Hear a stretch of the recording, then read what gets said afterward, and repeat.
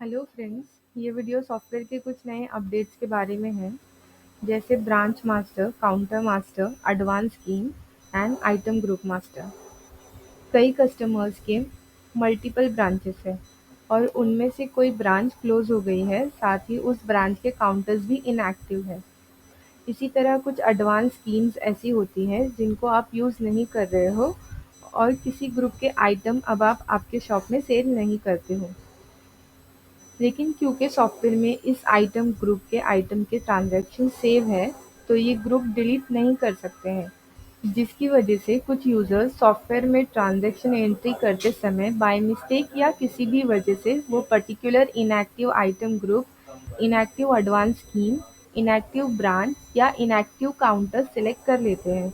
लेकिन सॉफ्टवेयर में ये जो फीचर ऐड किया गया है, ये ऑप्शन डीएक्टिवेट करने का, उसकी वजह से यूज़र्स को वो इनएक्टिव ऑप्शंस सजेस्ट ही नहीं होंगे, तो वो सिलेक्ट नहीं कर पाएंगे। फॉर एग्जांपल कोई ब्रांच बंद हो गई है, आपको उस ब्रांच को डीएक्टिवेट करना है।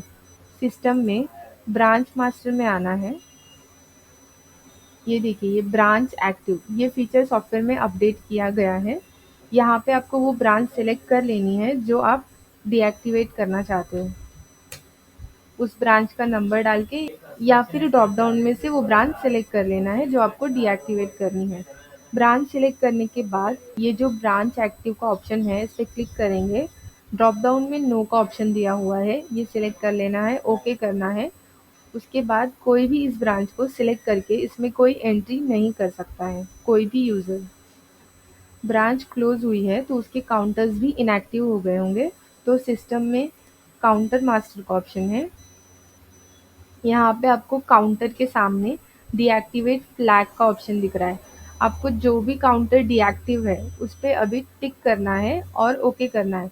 उसके बाद वो काउंटर यूज़र्स को सजेस्ट नहीं होगा एंट्री करने के लिए। ये सिर्फ उन काउंटर्स के लिए नहीं है जिनके ब्रांच बंद हो गए हैं। आपकी जो करंट ब्रांच में भी अगर कोई काउंटर इनएक्टिव है, तो उस काउंटर को भी आप यहाँ से डीएक्टिवेट कर सकते हो। ब्रांच मास्टर और काउंटर मास्टर के अलावा एडवांस स्कीम भी डीएक्टिवेट की जा सकती है। सिस्टम में ही कंपनी प्रोफाइल में आना है। यहाँ पे सिस्टम सेटअप पे कस्टमर एडवांस स्कीम मास्टर में आना है। कस्टमर एडवांस स्कीम मास्टर के ऑप्शन पे क्लिक करने के बाद आपको मॉडिफाई मोड में वो एडवांस स्कीम सेलेक्ट करनी है जो अभी इनएक्टिव है।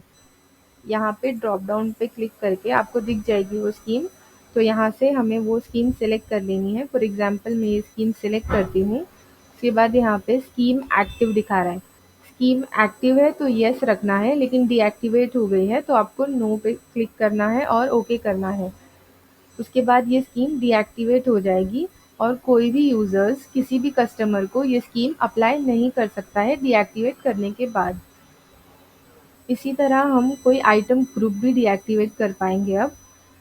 मास्टर में, आइटम ग्रुप मास्टर में ये फीचर अपडेट किया गया है। यहाँ पे आपको आइटम ग्रुप्स शो हो रहे हैं।